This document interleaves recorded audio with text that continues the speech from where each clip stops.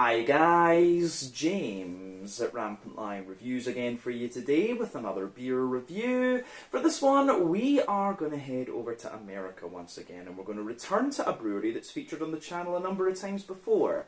I've had some really nice beers from these guys over the years, a good few different styles, and if people were to ask me about this brewery, I would say that they're a very well respected name in the American craft beer scene. And over here in Europe, they're probably better known for their bigger and bolder styles because those are the ones that would travel well. But over there they do a number of different things, lots of different IPAs and lagers and stuff like that, and I noticed that they have been experimenting a little bit more in the lager category recently, which has been interesting to see.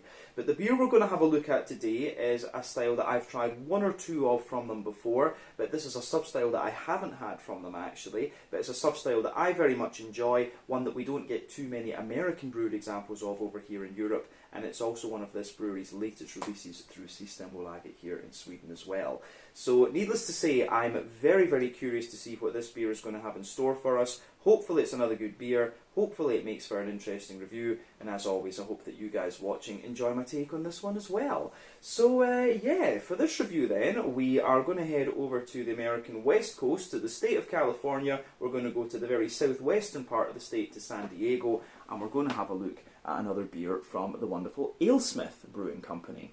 So this particular beer is called Itoko. It comes in at 5.1% ABV, and they're describing this one as a Japanese-style rice lager. So yeah, any of you that have watched the channel for any length of time will know that I love my Japanese rice lagers, and that was the main reason that I wanted to buy this one when I saw that it was being released. But this one should be quite interesting within that particular category because it's brewed using a Thai jasmine rice apparently, so it should be a little bit more kind of aromatic and things. So yeah, very much looking forward to trying this one and very curious to see what it's like. So yeah, Alesmith Itoko, a Japanese style rice lager at 5.1% ABV. Cool to try, to review what I believe is my first Alesmith lager here on the channel as well. Actually, at the pub I used to work in, Bishop's Arms Gustav Adolfs Torg in Malmö, we had a lovely Mexican lager from these guys, which I really, really enjoyed. So yeah, to try a Japanese rice lager from them, I think could be very, very interesting.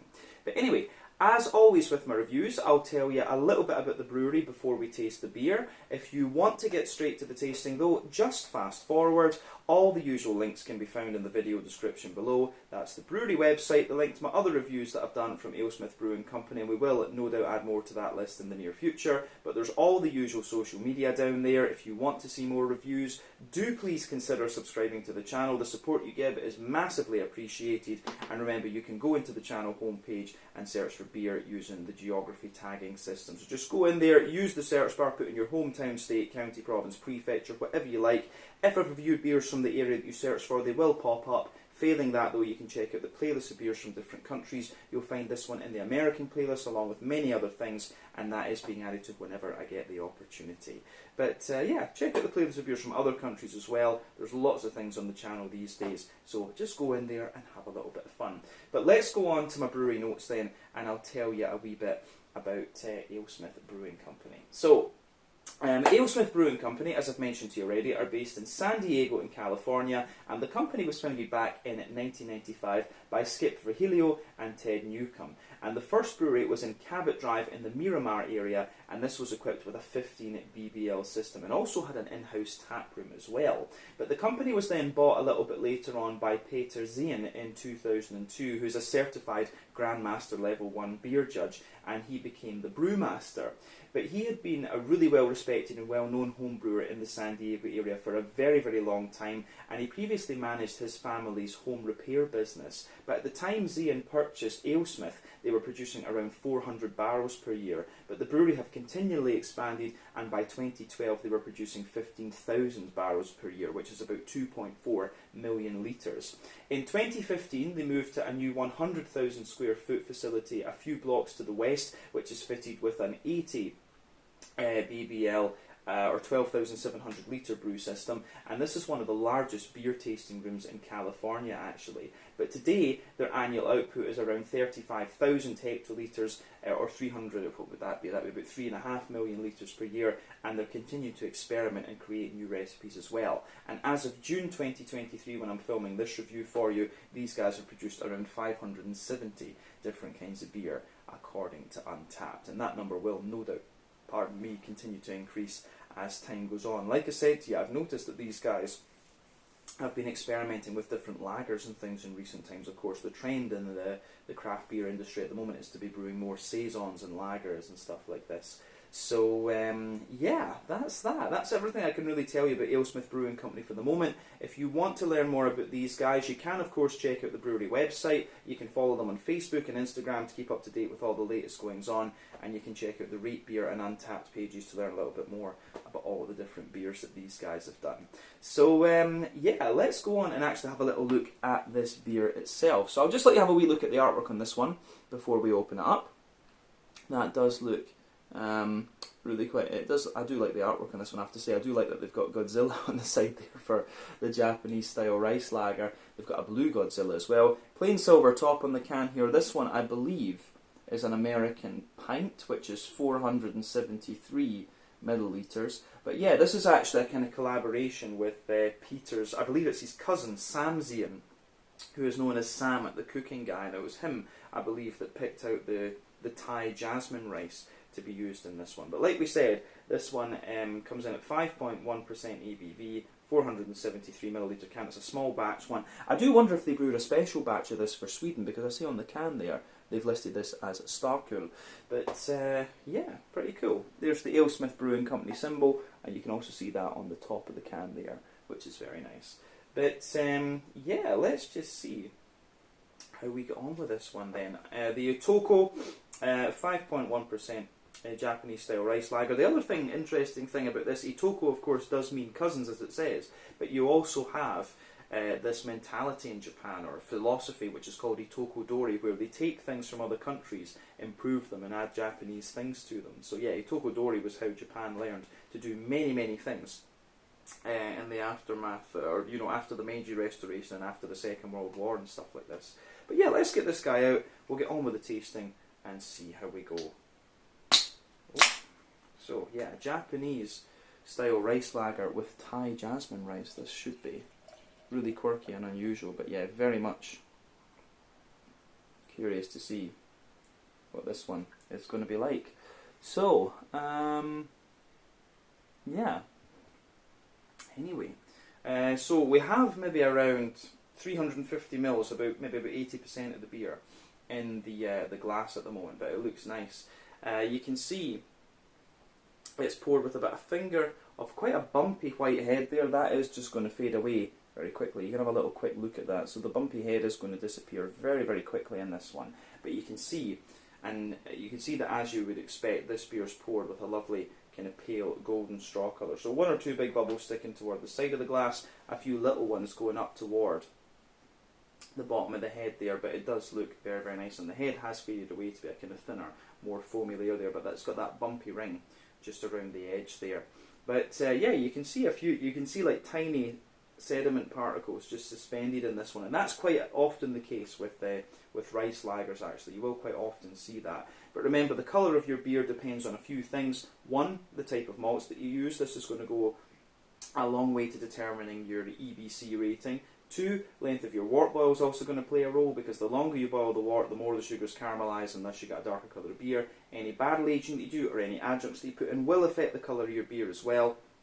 But yeah, you don't often have to care about that with different lager beers and things like that. But I'm guessing that when you've got jasmine rice in this one, if I remember rightly, jasmine rice always has a little bit of a yellow tinge to it, so I would not be surprised if the rice is playing a little bit of a role when it comes to the colour of this beer. But as you can see, it very much does have that kind of golden straw colour that you would expect of, say, a German Helles lager or a Pilsner, actually. But yeah, it does look very nice, this one, and nothing too unusual about the appearance of this beer when you consider what style it is. Let's have a wee look at the aroma though and just see what this beer is going to be like. Yeah, this does smell pretty nice actually. You can smell the little bit more aromaticity out of the rice, but other than that, it's kind of giving you everything that you would want from this particular beer style. Yeah, aroma-wise, this is pretty damn nice. So, yeah, On that front then, you have, with this one, you have a little bit of everything that you want from a lager. You can smell that it's nice and light and crisp. You've got a little bit of that more oiliness in there from the rice. You've got the aromaticity, and you've also just got a wee bit of hoppy character. I think I'm going to enjoy this quite a lot. This is going to be very, very easy to drink. But let's try and break it down for you and just describe the aroma a little bit more in depth. So, for me, the backbone of the beer, you absolutely have a little bit of that kind of fresh, white bready bread crust with this one. Yeah, so a little bit of fresh, white bready bread crust in here. You have, yeah, you've got the softer kind of white bready notes sitting on top of that as well. Maybe, have we got a little bit of brown bread in this beer? Yeah, so a little bit of kind of wholemeal. Yeah, you've got the bread crust in there. There's a little bit of like Jacob's cream cracker coming out of this beer as well. And then you also have, yeah, so there's Jacob's cream cracker in there too. A little bit of Jacob's cream cracker sitting above that. A touch of a kind of wholemeal, brown bready sort of thing. And then you've got the fluffier white bready character sitting above that. So yeah, the way that this beer goes together.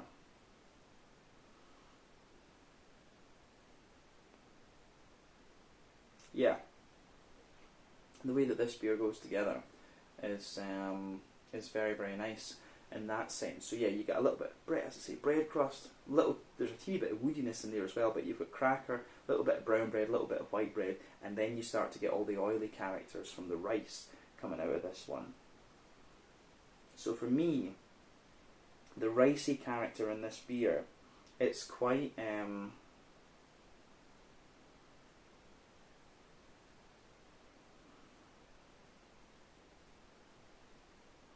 yeah, for me, the ricey characters, you see, you still get a little bit of that sweet kind of oily character that you would expect from the Japanese. Quite often these beers use like sake grade rice from Japan, which is milled down. Basically, when it comes to making sake, they'll mill down the rice to a certain degree, and this is how you get a number of the different sake styles.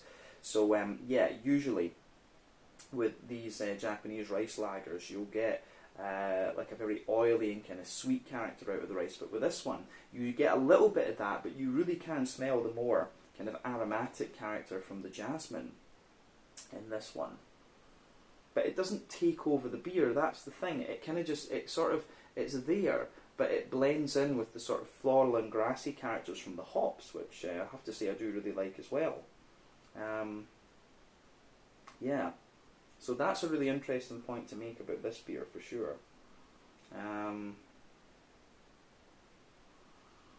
Yeah. On top of that, there's a little bit of sweetness in the malt base too. You get a little bit of a kind of McVitie's digestive biscuity sort of thing coming out of this one, which is good. Yeah, so oily McVitie's digestive biscuits, and yeah, that kind of just mixes in with the ricey character of the beer for sure. As I say, these beers are often quite simple in their compositions, but the way they go together and the way they taste is always very, very nice, always very drinkable. But I think that covers everything we need to say about the malty and kind of ricey side of the beer, to be honest with you. But on the hoppy side of things, there's not madly much to report with this one. There's a nice little bit of floral character to this one. You get a teeny little bit of earthiness as well, but yeah, mainly a kind of floral note coming out of this one. Quite a lot of zesty, grassy character too, which, like I said, builds a good bridge with the. It really does build a good bridge with the kind of jasmine rice that's been used in this one. So that's pretty nice. So yeah, nice little bit of floral aromaticity, nice little bit of grassiness as well, and then you have on top of that some fruity character coming out of the beer. So for me, the fruity side of things, there's a few interesting things going on. There's a little bit of gooseberry character coming out of this one. Yeah, you've got that nice oily gooseberry note in there. There's maybe a little bit of a kind of oily pear as well, and maybe a little bit of kind of drier sultana type quality. But absolutely, you're getting little elements of you're getting a little bit of that lemon limey type character in there as well. So yeah, you've got that nice kind of lemon limey note in this one, the gooseberry type qualities, then also the oily pear and yeah, a little bit of sultana type character just sitting in behind there. But overall, the aroma of this one is quite nice. It's quite a mild aroma. I mean, these things that I'm pointing out, you do have to kind of search for them a good little bit, or have like a really potent nose. I think that's something I've kind of developed over the years. Like when you're looking at beer and things, you will develop this thing over time, and you can smell all these little subtleties in it. But yeah, generally speaking, this beer is one of the more mild aromas that you're going to find. So yeah, as I always say, just take a little bit of time to enjoy the aroma of the beer before you get stuck into it. But I think it is about time for us to try this one now and see how we go. We've still got a little bit left. I just wanted to give it a little bit of foam before we started. So yeah, as I always say, take a bit of time to enjoy that aroma, but we are going to get stuck into this one now. So yeah, this is the Itoko, a 5.1% Japanese style rice lager brewed with Thai jasmine rice in collaboration with Peter Zian's cousin Sam, who is known as Sam the cooking guy. But let's get stuck in. Slàinte, skål, cheers.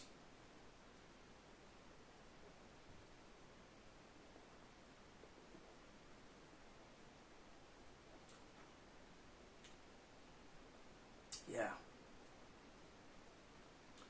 This one's really nice actually. Very, very easy to drink. It kind of gives you everything you'd expect of the style, absolutely.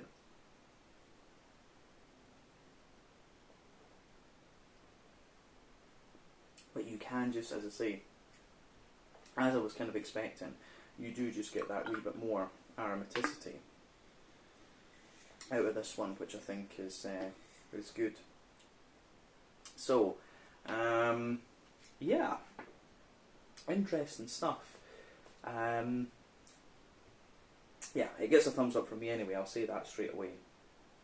But yeah, let's just try and break this down a wee bit and describe it more in depth. But as I say, this gives you everything you want. You've got the bit of oiliness in there, you've got the nice floral aromaticity, little touch of fruitiness, yeah, everything you'd expect of the Japanese rice lager sub-style.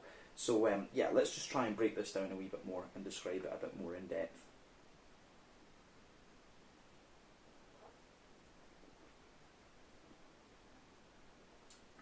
So, yeah, the backbone of this beer then, we'll start in the middle third of the palate, as we always do. So you can feel in that middle third of the palate, you've got a lovely little bit of that kind of fresh, white bready bread crust in there. So that is your backbone of this beer, but it's quite a light and quite crisp bread crust in a sense. Further forward on that middle third of your palate, you've got a little bit more of a kind of woody character, which comes out the further into the aftertaste. There's a little bit of a more Jacob's cream crackery type character sitting on top of this one as well. So you've got that bread crust, the Jacob's cream cracker, and then on top of that you have on top of that you have more of a on top of the Jacob's cream cracker, you have a little touch, you've got a little kind of thinner layer of a wholemeal brown bready character coming out of this one. So that's quite nice how that goes together. You get that little bit more of a wholemeal brown bready sort of thing. But then above that, you start to get the you get a little bit more of an airy white bready note coming out of the beer.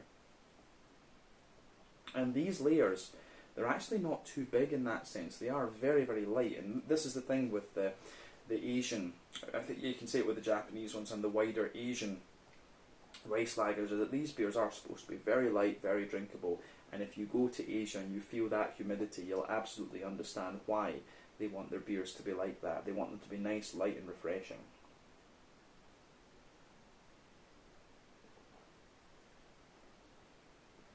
So, yeah, in terms of the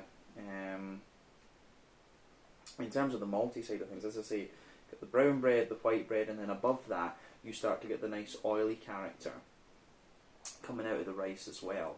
So, yeah, the ricey side of the beer, of course, that sits on top of the white bready components. So it's almost like you've got a circle in the middle of your palate there, And yeah, you've got that nice oily circle there where the rice comes out. So you've got a more, the sort of more aromatic jasmine-y side of the rice actually kind of forms the base layer, and then the more oily part of the rice, the sweeter side of the rice, kind of sits on top of that. So for me, that's really interesting actually.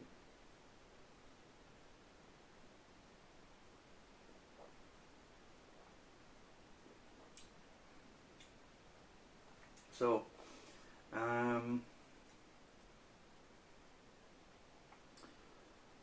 so yeah, you've got that nice, as I say, the more aromatic jasmine rice in the base, the oily, sweeter rice on top of that, and then in the dead centre of the palate, you start to get a wee bit of the more kind of McVitie's digestive sweet side of things, coming out of this one, which I have to say, I do really quite like. So yeah, you've got that wee bit in the dead centre of your palate with this one. You've got that more concentrated, sweet biscuity character, which is great. Then further out from that, you get a little bit more of a McVitie's digestive biscuity sweetness as well. And then, yeah, that spreads out toward the edges of that middle third of your palate there. So you can feel most of the complexity in this beer, which isn't a lot for this style, I have to say. That's one of the, it's just the nature of the style. Most of the complexity in this beer is kind of concentrated in that middle third of your palate. But yeah, I really like how that pieces together in this one. So that gets a thumbs up from me.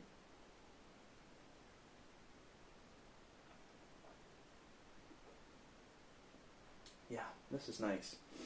So on the on that subject, then let's move on to the back third of the palate. I think we've covered everything we need to about the middle third of the palate. So in that border region between middle and back third of your palate, you get a little bit of bready build up in there, which is quite nice. So yeah, a little bit of bready build up, and it's like a mix of a kind of white bread and brown bread, but it's also got a wee bit of the oily ricey character. But you can feel that in that border region there. But the base of the back third of the palate, you've got a lovely little bit of kind of bread crusty character out of this one. You've got a little bit of a Jacob's cream crackery sort of thing as well. And then above that, you get a little bit of a kind of fluffier brown bread. You get a little bit of that kind of brown bready character, which is nice. It's a little bit of a fluffier, more airy brown bread. And then above that, you get the fluffier, the white bread as well. But as I often say, the back third of the palate, you quite often get very similar flavours to what you do in the middle third of the palate, but they just come out in different intensities. But generally speaking, the further back on the palate you go, the more bitter and dry the flavours are. Sweeter flavours tend to come out further forward. So yeah, you can feel the bread crust is a little bit drier, the sort of crackery layer is a little bit more dry, then you've got the kind of fluffy wholemeal brown bread in there, which is a little bit lighter, more airy. Then you've got the fluffier white bread above that, which again is taller and more airy. Then just above all of that, you get a bit more of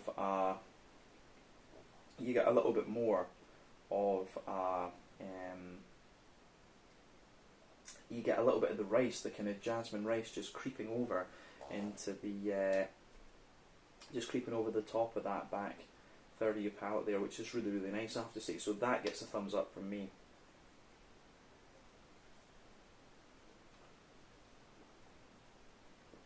Yeah. Yeah, so on top of everything else on that back third of the palate, you start to get a little bit of yeastiness coming out of the beer, which I think is really nice. So you get a little bit of that kind of yeasty type quality out of the beer.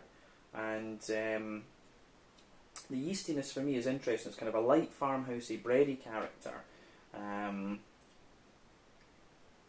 that, yeah, like I say, that does go together really, really nicely. So yeah, that light, yeasty, farmhousey character that comes out of this one. It's like a very light farmhousey bread. There's a little bit of honeycomb wrapped around it. For some reason, I always get a little bit of honeycomb out of these beers.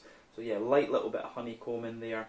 Farmhousey, like white bread, and a wee bit of a woody, crackery sort of flavour to it. So as I always say, the back third of the palate, the flavour is definitely taller. And as you come further forward into the middle third of your palate, it just kind of condenses down and squashes together. So yeah, I think that covers everything we need to say about the malty and yeasty side of the beer. I'm just on the edge of sneezing, so I'm trying to avoid it. This is why my voice sounds a little bit funny. But yeah, I think that, yeah, like I say, I think we can move on to the hoppy side of the beer then. So, back corners of the palate, you've got a nice little bit of earthiness in there. As you move further forward, you get a little touch of herbal character, but you can feel that as you progressively move toward the kind of front corners of your palate, you get more and more floral aromaticity out of this beer. And the kind of floral aromaticity that you get with this one, it feels a little bit more intense than I've had from other rice lagers in the past, but then the aromaticity that you get in the hops is building a good bridge with what you're getting from the rice. So these two kind of flavour components are linking together quite a little bit, so that's worth bearing in mind.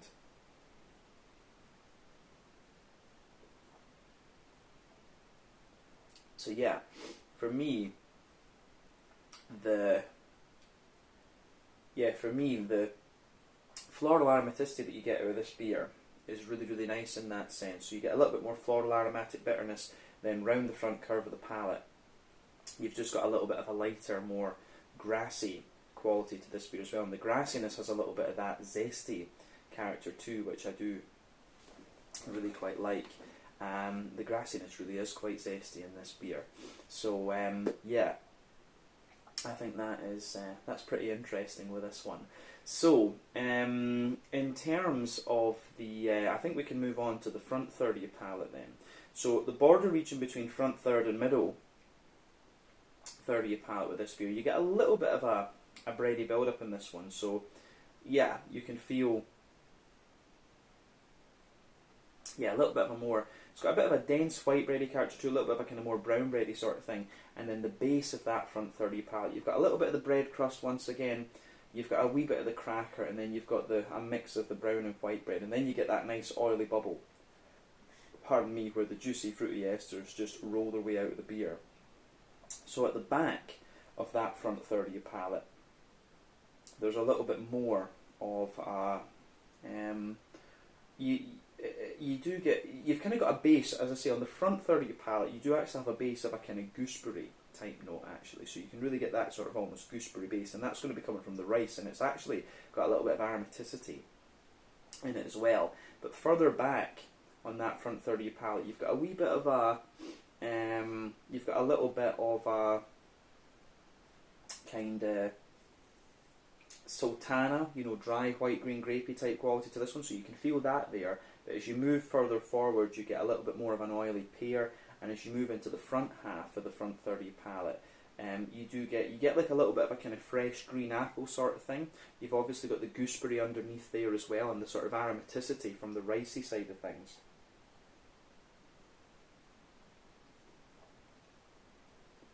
Yeah, I think that's fair to say. Yeah, I think like a little bit of sultana, a little bit of pear, not too much of the pear I would say, but then yeah, lots of gooseberry, and that little bit of kind of lemony limey type character coming out of this one, which is quite interesting.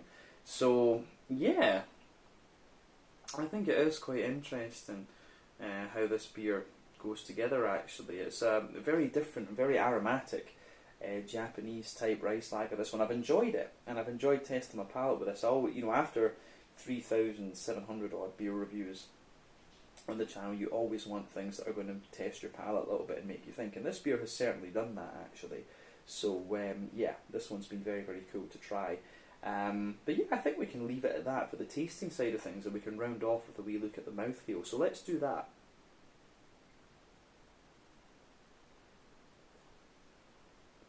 So yeah, mouthfeel wise, I would say that this beer,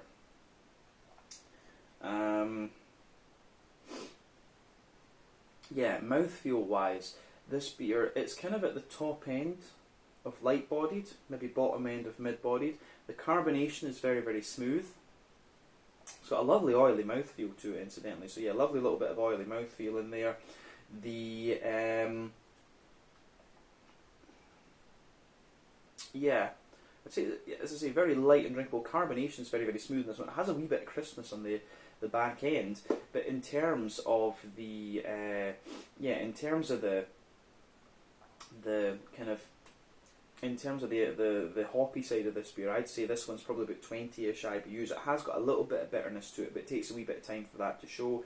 The malty base is kind of smooth and kind of grainy. You've got a little bit of smoothness in there, you've got a little bit of oiliness as well, a little bit of sweetness, and you've also got a wee bit of kind of oily, fruity character as well. So yeah, the way this beer goes together I think is really nice for me. I always enjoy these the Japanese rice lagers, but I'm a big fan of Japanese sake as well. To some people this style might be a little bit kind of, you know, a little bit bland or whatever, but I always find them quite interesting to try, and they're very nice and drinkable. The Mexican lagers I very much enjoy as well, but yeah, because of my time in Germany I've always been a fan of different types of lagers. And Alesmith, I've had the Mexican lager, was lovely, this one's very nice. These guys really know what they're doing. They really know what they're doing with these kind of things. So this is worth trying for something a wee bit different. It's a nice beer to start on this one if you're going to try a few different things. I think that's definitely a good way to think about this one. But for me, who enjoys the Japanese rice lagers, this one's a wee bit quirky and unusual because of the use of the jasmine rice. It's a little bit more aromatic and things. But yeah, just for me, a really enjoyable beer, this one, and one that I very much wanted to try and do a review on. So yeah, I think we can leave it at that for this one. This has been a really, for me, it's been a really interesting beer. I hope you guys have enjoyed my take on it as well. So yeah, this was the Itoko, a 5.1% Japanese-style rice lager using a Thai jasmine rice from Peter Zian's cousin Sam. Although it was selected by him, I should say. And I've enjoyed this one. So once again, thank you for watching my beer reviews. Till the next time, please like, subscribe, share, all the usual YouTube stuff. Let me know your own thoughts on this beer in the comments section below. Let me know what your favourite beers are from Alesmith Brewing Company as well. And we will no doubt return to these guys again at some point in the very near future. But until then, Slàinte, Skål, cheers, and see you guys on the next review. Shall we just now?